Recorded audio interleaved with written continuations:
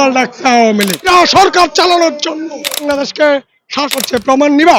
এই বিপ্লবের সরকার তাহলে কে চালাবে?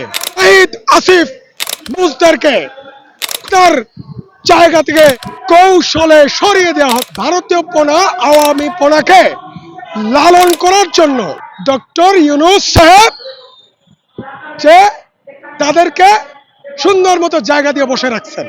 এখন নাহিদ আসিফ মাহফুজ সরকার থেকে চলে যাচ্ছে বলে আমি মনে করি, আমি যতটুকু রাজনীতি শিখেছি, জেনেছি, বুঝেছি, আমার তাই মনে হয়।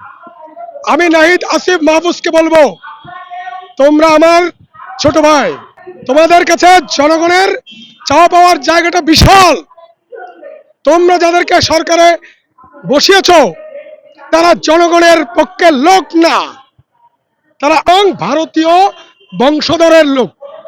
সুতরাং আসিফ নাহিদ মাহফুজকে বলি, যদি তোমরা তিনজন এক্সিট হও তাহলে জুলাই বিপ্লবের গুরুত্বপূর্ণ নেতৃত্বদানকারী আব্দুল কাদেরকে, 9 দফার ঘোষক আব্দুল কাদেরকে মন্ত্রী বানাও, স্বরাষ্ট্রমন্ত্রী বানাও।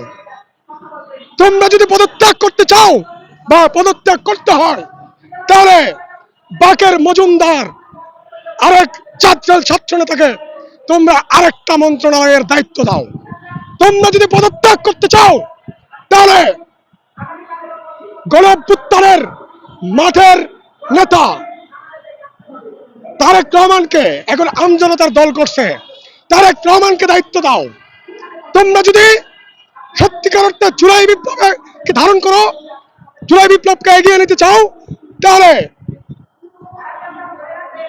এই ফায়েজ তায়েবকে মন্ত্রী বানাও।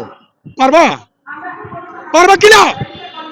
যদি তোমরা বিপ্লবীদের একটা অংশকে সরকারে না রাখো তাহলে জুলাই বিপ্লবকে ধারণ করার মতো কোন লোক এই উপদেষ্টা পরিষদে নাই।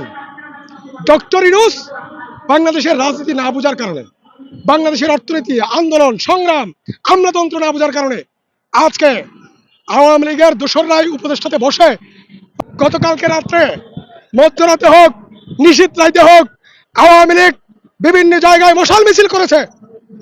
এই দুঃসাহস তারা কোত্থেকে পেল? এই দুঃসাহস আসিফ নজরুল্লাহ দিয়েছে। এই দুঃসাহস আসিফ নজরুল্লাহ দিয়েছে। আসিফ নজরুল এখনো সরকারে কেন? আলী ইমাম মজুমদার এখনো সরকারে কেন? স্বরাষ্ট্রমন্ত্রী ডেভিল হান্টের নামে জনগণের সাথে, আন্দোলনকারীদের সাথে মশকরা